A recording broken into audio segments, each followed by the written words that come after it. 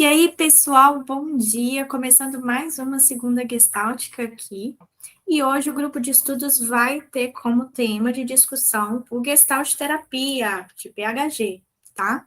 Para acessar a página 223, meu nome é Lara Monteiro, sou psicóloga e Gestalt terapeuta, e eu vou facilitar o grupo, lendo os capítulos e a gente vai comentando a partir da leitura, tá bom? Ok. Subtópico 3. Exemplo de tato sexual, etc. O amor visa a proximidade, isto é, ao contato mais íntimo possível, enquanto o outro permanece sem ser destruído. O contato do amor se dá no olhar, na fala, na presença, etc. Mas o momento arquetípico do contato é o abraço sexual. Aqui, a intimidade espacial concreta ilustra de maneira espetacular a diminuição e a falta de interesse do fundo. Há pouco fundo, porque não há espaço para ele. A figura vívida se avoluma, tentando dispensar totalmente o fundo, e todas as suas partes são excitantes. A figura não é um objeto do sujeito, porque a awareness se concentra no tato. Faça com que os sentidos distantes sintam que são o tato, tocar e ser tocado, pois o rosto preenche o oval da visão e pequenos ruídos preenchem a audição. Não é um momento de abstrações ou imagens de outras épocas e lugares. Não há alternativas. A fala é, por assim dizer, pré-verbal. O que é importante nela é o tom e a concretude primitiva dos termos. E os sentidos próximos do paladar, do olfato e do tato constituem grande parte da figura. O excitamento e a intimidade do contato são percebidos como uma única e mesma coisa. Mais excitamento é simplesmente um contato mais íntimo, e o movimento é finalmente espontâneo. Aqui ele começa a falar um pouquinho a respeito dos sentidos, né? E ele vai falar fazendo essa associação com o amor, né? Esse lugar, desse abraço sexual em que ele está falando ali. Uma intimidade espacial em que as pessoas estão ali se aproximando, né? E como que dentro desse contexto, essa figura se torna tão vívida, né? A ponto de desvanecer ali aquele fundo, né? Aquilo que está por trás. Muitas vezes, no início das relações que a gente tem, né? A gente geralmente chama isso de paixão, a gente acaba se cegando de algumas outras questões ali que envolvem a relação e focando, né, muito mais na sensação, né, naquilo que está vindo ali em relação ao corpo, naqueles atravessamentos sensoriais que a gente está recebendo ali no momento dessa troca, né? Essa relação que está ali acontecendo. Aqui. O desvanecimento do fundo corporal é ainda mais extraordinário. Próximo ao clímax, a figura é composta dos dois corpos, da sensação de tocar e de ser tocado, mas esses corpos agora não são nada mais do que um sistema de situações contatos na fronteira. Deixa de haver uma percepção dos órgãos fisiológicos subjacentes. As dores orgânicas tornam-se inconscientes. De modo paradoxal, nosso próprio corpo torna-se parte do tu e, finalmente, da figura total, como se a fronteira fosse desanexada e colocada em frente. Aqui falando do ato sexual em si, como que nossos corpos entrelaçam e esse contato, né, que muitas vezes é considerado até sagrado, faz com que a nossa percepção sobre outras partes que não estão envolvidas ali no ato, se percam, né? E a gente tenha muito mais contato ali, muito mais percepção, tenha a percepção mais apurada daquilo que está acontecendo no momento, né? Daquela troca. E aí ele fala, assim, de tornar-se parte do tu, né, dentro da relação dialógica eu-tu, nesse momento, nesse clímax da relação, a gente acaba se tornando parte do tu também, né, parte do outro. Esse contato arquetípico mostra também a criatividade do self. No ápice da awareness, a experiência é nova, única e original. Mas quando no orgasmo a fronteira é rompida e o self diminui, temos a sensação de uma gratificação instintual conservativa de nosso próprio corpo familiar.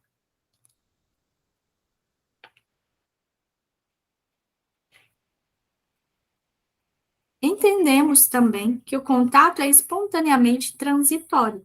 O self trabalha pelo seu completamento, mas não por sua perpetuação. Quando o processo de formação de figura está completo, a experiência torna-se contida e o fundo desvanece. Fica imediatamente óbvio que a situação contato, como um todo, é apenas um instante da interação do campo organismo-ambiente. Mais uma vez trazendo isso, né? Esse lugar do self ali como naquele momento, né? Naquele momento que a pessoa está ali presente naquele ato e está aware daquela experiência de contato na fronteira.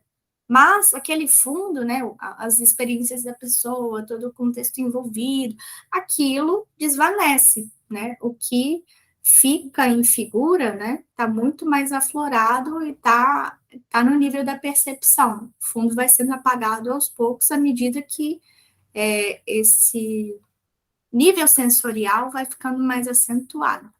Alguém quer falar alguma coisa até aqui? Aí é aquilo que a gente sempre dá como experiência, a questão da confluência, né? É um momento, vamos dizer assim, grosseiramente positivo, né? Necessário, e que ocorre, que é a questão aí, né, do paradoxo, do tu, né? A confluência das duas pessoas naquele momento, vamos dizendo assim, se fundindo, né? Certo? Se entrelaçando, certo? Focado ali, tanto que o fundo se esvanece, há uma perda da questão do que sou, do meu self do outro, e há, né, o conjunto, certo, dos corpos ali se fundindo. Então, é uma experiência, digamos, positiva, né, na questão da importância aí, tem que ser desse jeito, senão não seria, né, uma confluência, certo? Nesse sentido, só acrescentando isso. Uhum. Dando seguimento aqui. As mesmas características do contato final estão evidentes ao comer, um contato por meio de destruição e incorporação.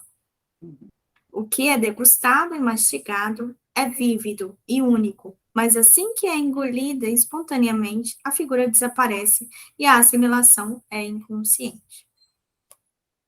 Esse processo, né, da mastigação, muito visto quando a gente vai falar, por exemplo, da agressão, né?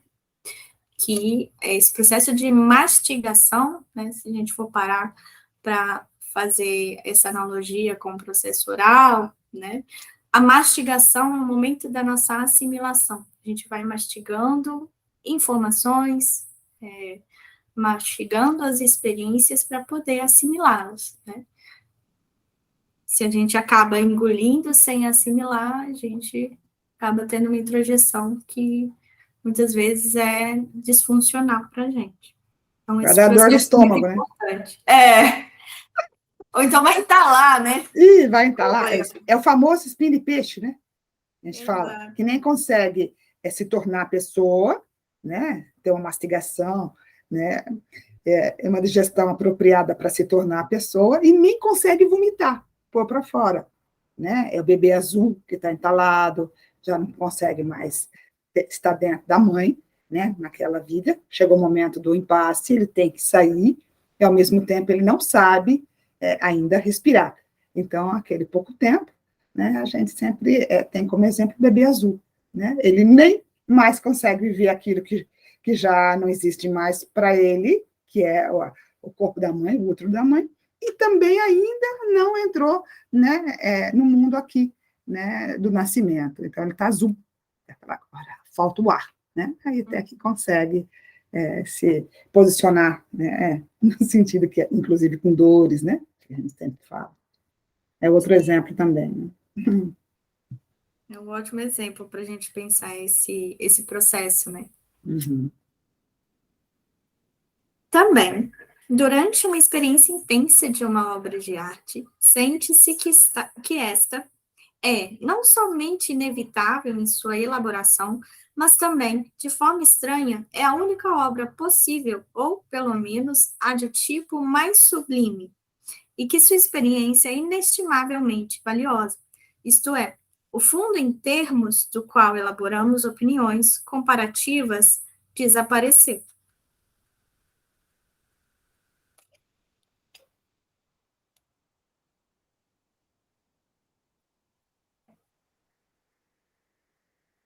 E aí, né, como o fundo, no momento que você se entrega, pensando agora, retomando a ideia do ato sexual, no momento que se entrega totalmente para aquela experiência, os comparativos, né, eles desvanecem. O fundo, a possibilidade de você racionalizar e pensar assim, quem é melhor, né? Será que esse negócio tá bom ou não?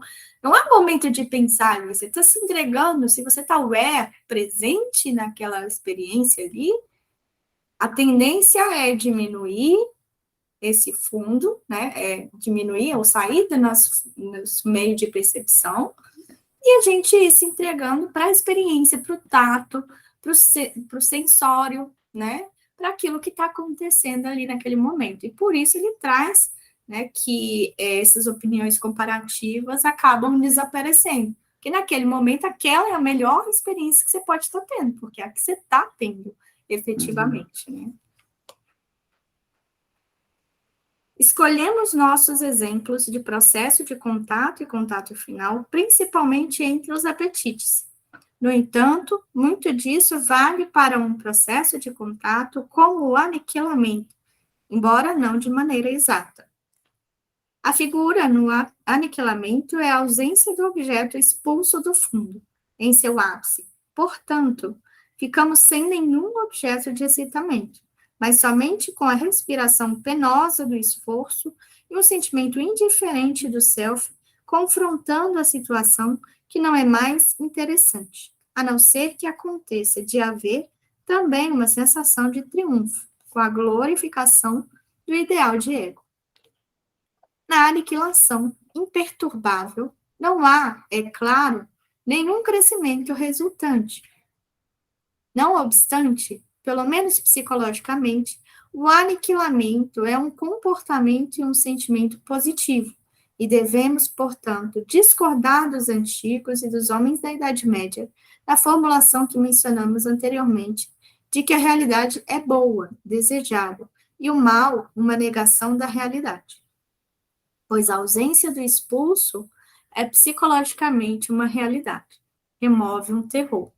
Preferimos dizer que a realidade é excitante ou plena de interesse. Um pouco confuso, né?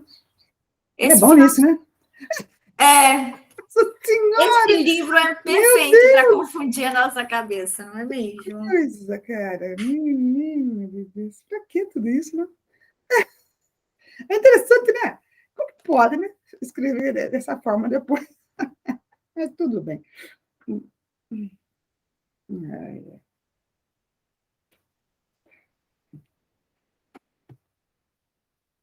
E aí a gente pode pensar também o que ele está chamando de aniquilamento aqui, né? Teria que escrever um pouquinho mais. Porque essa parte inteira desse finalzinho do subtópico 3, você está vendo que está entre parênteses, né?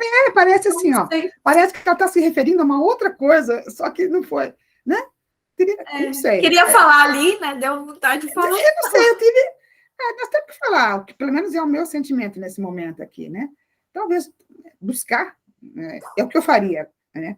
eu ia buscar em uma outra literatura alguma coisa sobre a questão do aniquilamento para dar uma fechadinha aí. Eu acho mais um parágrafo já fecha, mas eu não posso pôr algo ou falar algo que não está escrito aqui. Eu posso estar inferindo algo, não sei. Vou deixar Sim, vocês.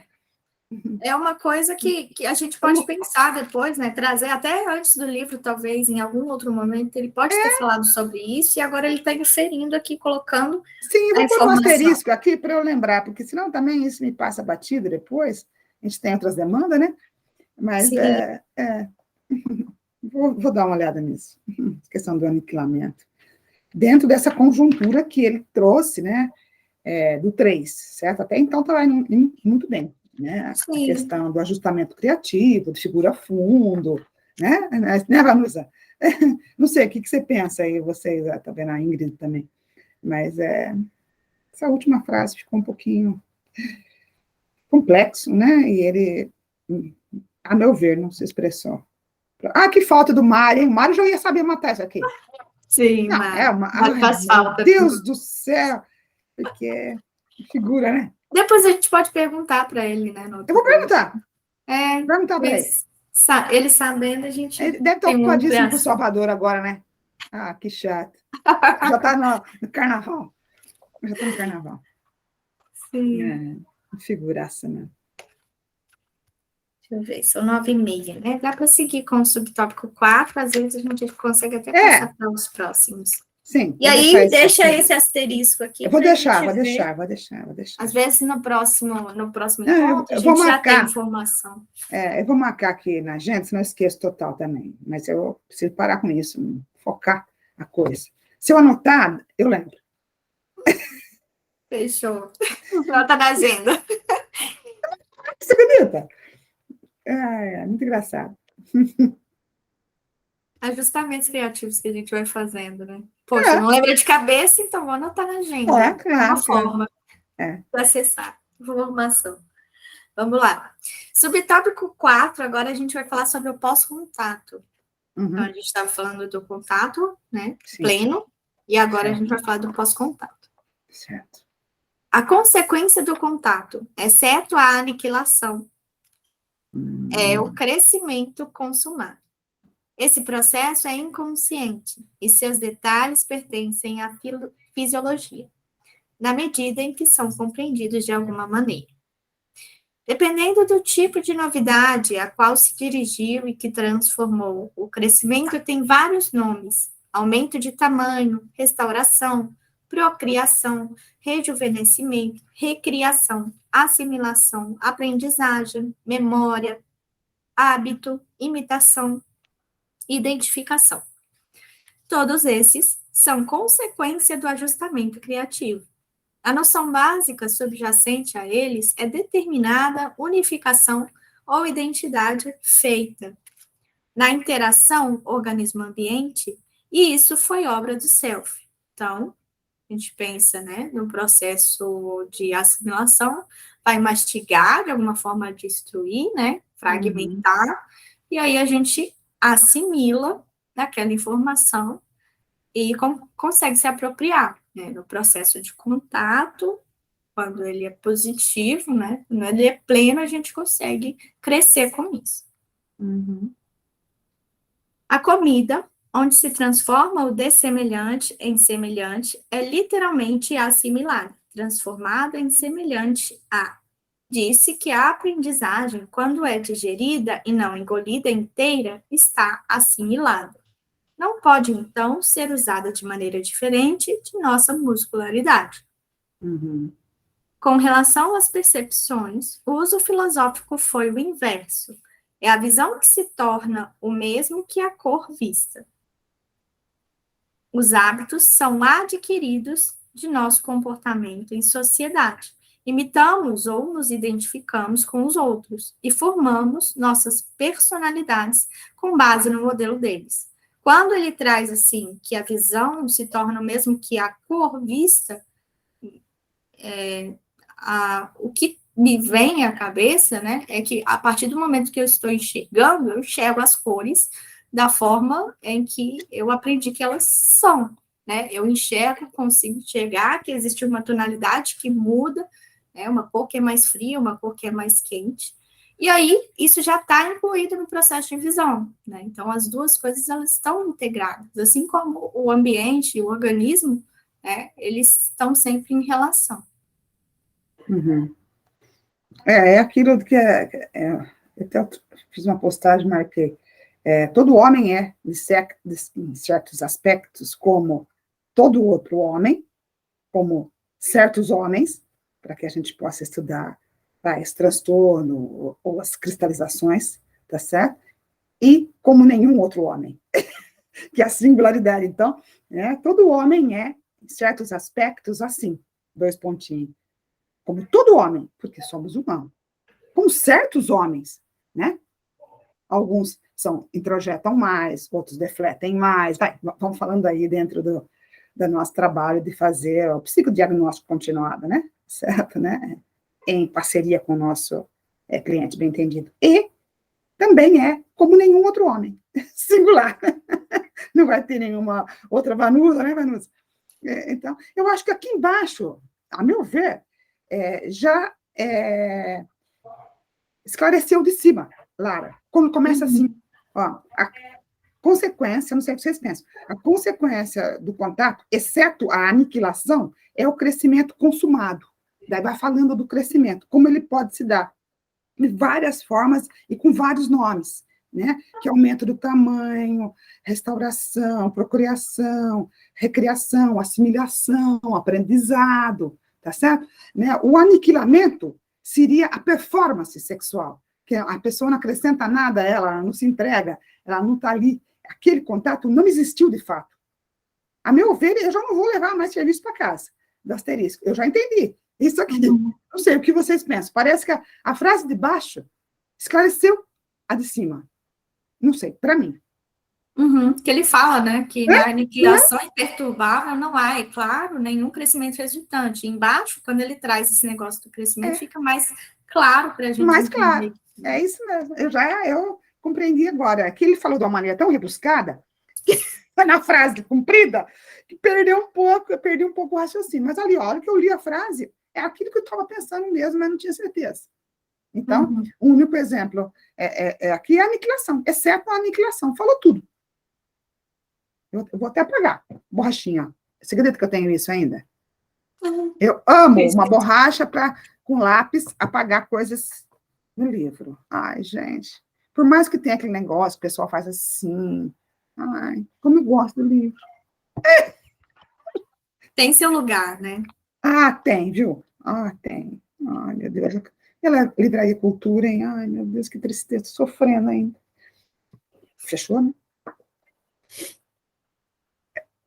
Mas eu vou mandar um link para vocês de uma outra linda que abriu. A gente tem que pensar nas lindas que abriram, e não lembrar. Eu vou mandar depois para O vocês. ciclo se encerra, mas outros se Ah, abrem. tá O louco, cristal que está é sempre isso? se abrindo. Sigamos. Sigamos. Deixa eu só conectar aqui onde eu estava, que eu me perco nessas... Ah, nem Aqui, ó. fale. Mas não devemos nos enganar pela aparente inversão de linguagem, pois em cada caso houve o destruído, o rejeitado e o mudado, por um lado, e o processo de expandir-se para e ser formado por outro lado, onde o contato se dá por incorporação e a parte irrelevante é praticamente desconsiderada.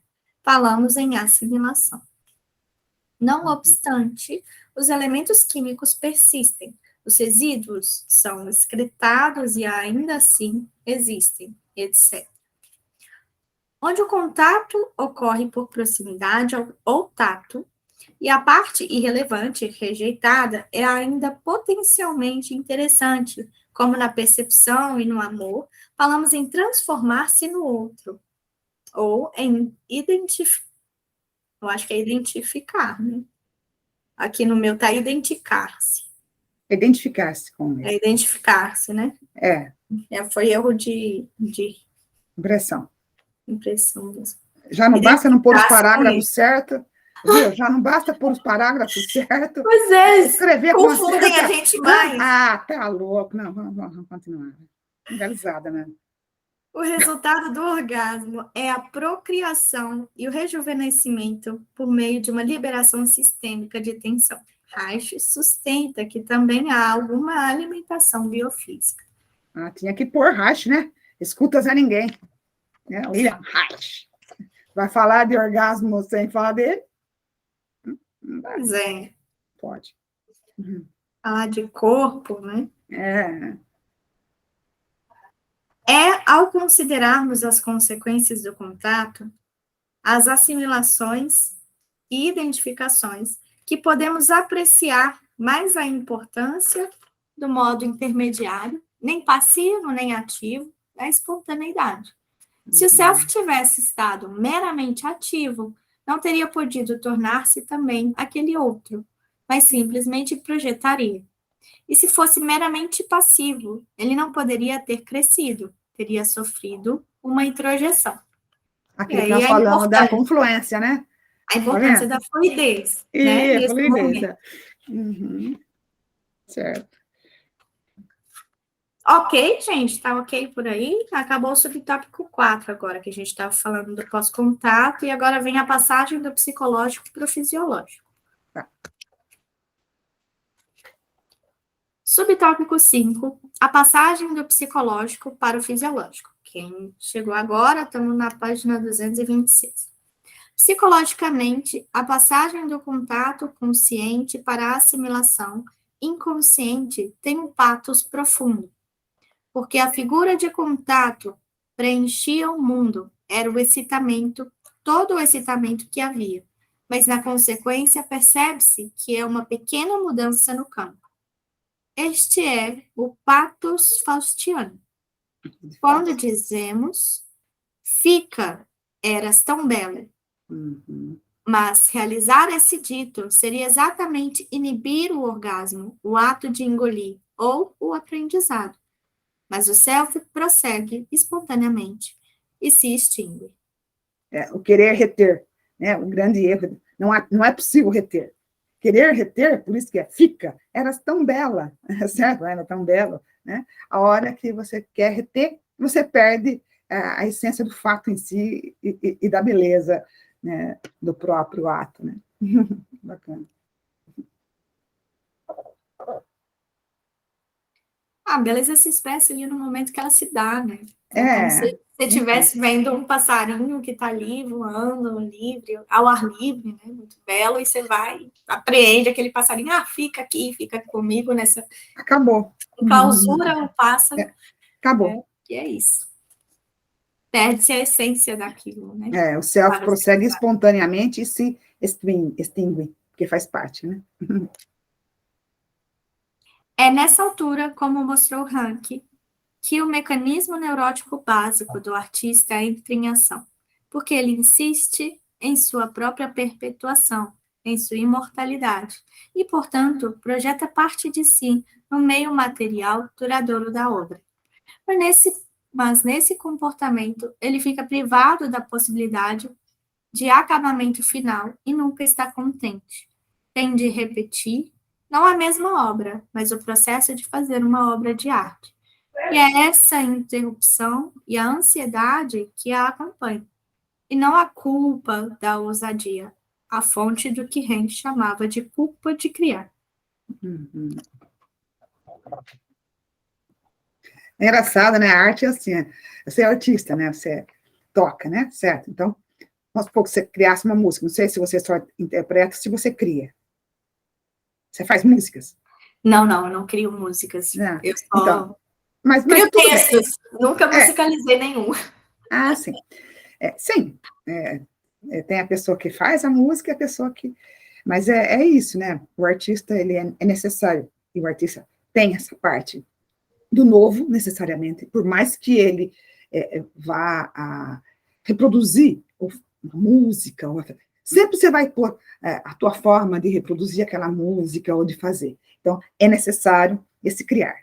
Não interessa se criou pouco, se criou a música toda, se a compôs, mas é necessário. Em todas as artes, em todas as situações, né? Tanto que a gente sempre fala que o nosso atendimento, né, cada gestalterapeuta, cada atendimento, mesmo com o cliente que está você há anos, ele é novo, é uma arte.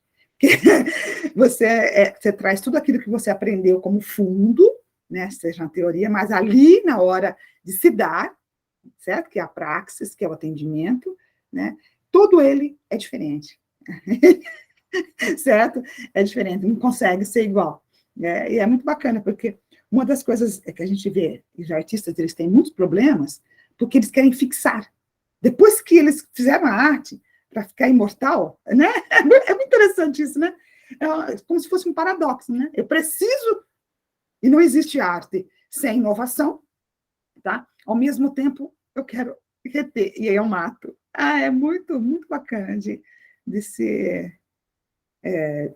visualizar isso de fora, né? E quem está dentro, né? Certo? Mas quem está assistindo de fora a cena da coisa acontecendo é engraçado até. Quem passa por é outra coisa, né? Aí outro assunto. Uhum.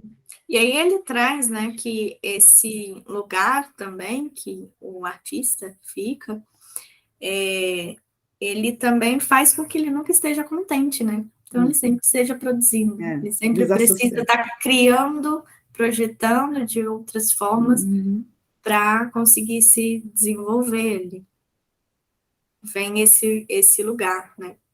Que se coloca. É bem interessante você parar para pensar na dinâmica, né? Que funciona, até na criatividade mesmo. A pessoa, aí ela observa, vê a arte pronto e fala, ué, espera aí, precisa de mais.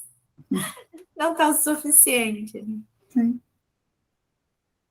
A inibição do clímax consumado é, por excelência, a figura do masoquismo. É refrear o excitamento máximo e querer ser liberado da dor desse refreamento sendo forçado. Forçado porque o self tem medo de morrer, como se o self fosse algo mais do que apenas esse contato passageiro. Desse modo, o ápice do amor passa a produzir a mesma sensação de um convite para morrer. O amor-morte é elogiado, como se fosse o melhor amor, mas na realidade, o amor morrendo continua a viver organicamente. O excitamento murcha. Eles tentam recapturar o momento belo e falham necessariamente, porque o momento belo e possível agora é inteiramente diferente. Uhum. Isso me trouxe um exemplo, né, daquela pessoa que sustenta muito a relação com o parceiro, pensando em momentos que viveram lá atrás, né, e ficam sempre buscando aquela alegria, aquela proximidade, aquela interação que tinham no início, e não vivem o presente, né, se desconectam daquilo que estão vivenciando agora e ficam sempre em busca daquilo que já se foi. Né? Não consegue se atualizar por isso. É importante que a gente retome e entenda de onde isso vem também, para observar, né, como que a gente está se relacionando, como que a gente está entrando na dinâmica da relação com as pessoas ao nosso redor, né? O amor ideal, ou o ideal de fora, ou o ideal do começo do relacionamento, como você falou. Mas, de qualquer forma, sempre a nível de comparação. Não a nível de maturidade, de ver que quando você conhece, há o encantamento, né? O apaixonar-se. E a paixão rouba uma energia extrema, extrema mesmo, a ponto do ser apaixonado, como no começo, que a gente começou a ler, ele não consegue, de forma nenhuma, ver nada além do seu encantamento, da sua paixão, né? E se ficasse daquela forma, apaixonado para sempre, enlouqueceria. Não poderia fazer outras coisas, né? Qual que é a figura do apaixonado? Estou loucamente apaixonado.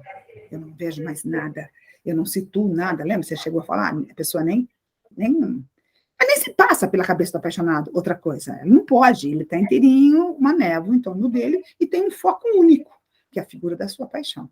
E o amor, né, há de se transformar de paixão para amor, ou finitude, sei lá o quê, né? Mas a pessoa sempre fica, né? Porque, claro, que a paixão marca, ela é marcante, certo, né? Tá? Então a pessoa acaba por não ter a maturidade de saber que o amor se transforma, e se pode usufruir dele aqui e agora como uma coisa boa, né, e deliciosa. Não, né, estraga o momento porque está focada naquilo que foi lá atrás, certo? Que seria o ideal, né? Aquilo. É um problema, até para amar a necessidade de uma certa maturidade aí, né? Que só pode ser construída amando, fazendo, indo ao meio, né? Entrando em contato. É o grande paradoxo, né, do ser humano. E o processo de luto que precisa ser feito, né? Desse amor que já se foi, para conseguir chegar no momento em que você está com a pessoa agora. Né? Você tem uma relação que está sendo construída, que é da forma que está agora, mas você está tão focado lá atrás que você não enxerga, né? A situação que você está. E se perde. É isso que você falou. Bom, mas embora o incremento do crescimento fisiológico seja pequeno, é absolutamente seguro. Podemos usá-lo para sempre com confiança. Não podemos ser enganados por um ajustamento criativo. Assim, o prazer, o sentimento de contato é sempre, sob qualquer forma e em quaisquer condições, uma evidência suficiente de vitalidade e crescimento. Em ética, não é um único critério. Não há um único critério. Mas sua ocorrência é sempre uma evidência positiva com relação a um comportamento, e sua ausência levanta sempre uma dúvida. Com relação à percepção, a confiabilidade de uma identificação criativa é admitida universalmente.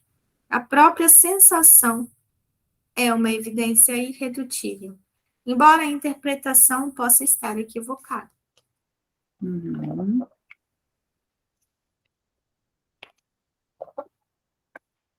Todavia, o mesmo é válido com relação à aprendizagem, ao amor e às outras identificações sociais. Mas isto não é apreciado. Ao contrário, o amor que sentimos antes é considerado posteriormente, muitas vezes, repugnante. As opiniões que sustentávamos são consideradas absurdas, a mística a qual éramos sensíveis quando adolescentes é repudiada como sentimental. Lealdades do patriotismo local são abominadas. Como Maurice Cohen costumava dizer, se apaixonar-se é cego, desapaixonar-se é idiota.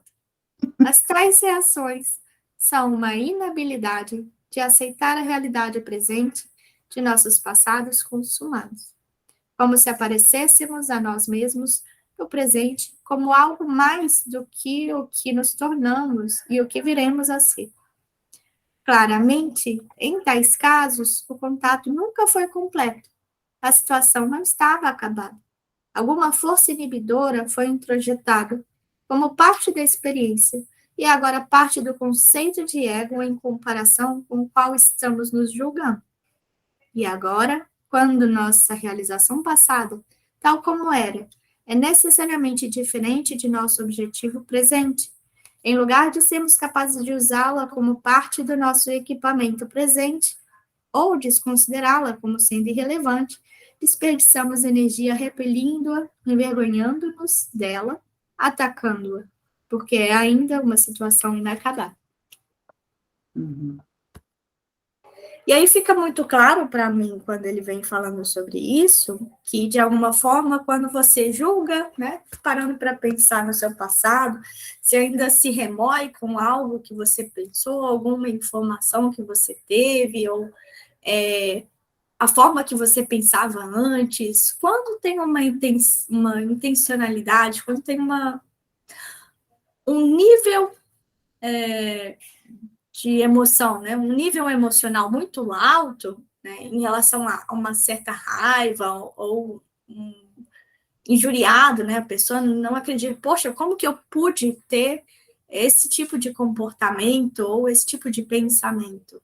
Quando se tem um nível emocional muito intenso, se sabe que ali existe algo ainda, é uma situação inacabada. É algo que a pessoa ainda não conseguiu resolver dentro de si, muitas vezes se colocou em relação à introjeção como aquilo que é inacessível. Essa parte eu ainda não elaborei. Então, a pessoa não elaborou e acaba rejeitando sem assimilar, porque ela não rejeita totalmente. Ela está ali julgando aquilo, mas não aceitou aquilo como seu, né? Ela não foi resolvida psicoemocionalmente, né? Ela não atualiza a sua história, né? Certo? Ela não consegue abarcar, tá? Então, ela fica olhando para algumas coisas que ela não compreende de forma nenhuma, inclusive não sente, certo? Não retoma. Então, ela tem um lápis, uma cristalização. Provavelmente ela vai mudando de parceiro e repetindo a mesma cena, né? Por isso que é muito importante o resgate da história, de contatos dos nossos clientes e nossos, né? Tá? Para que a gente possa ir percebendo por que não atualizamos, o que ocorre que não houve atualização. Ali você pega o nó. O nó que te impede, né, de você ir para frente, de assimilar aquilo como uma parte que naquele momento você deu o que você podia dar, né? Se você hoje olha aquilo e fala, nossa, que absurdo, jamais faria isso de novo, ok, beleza, não faça. Então, siga com sua atualização, não é?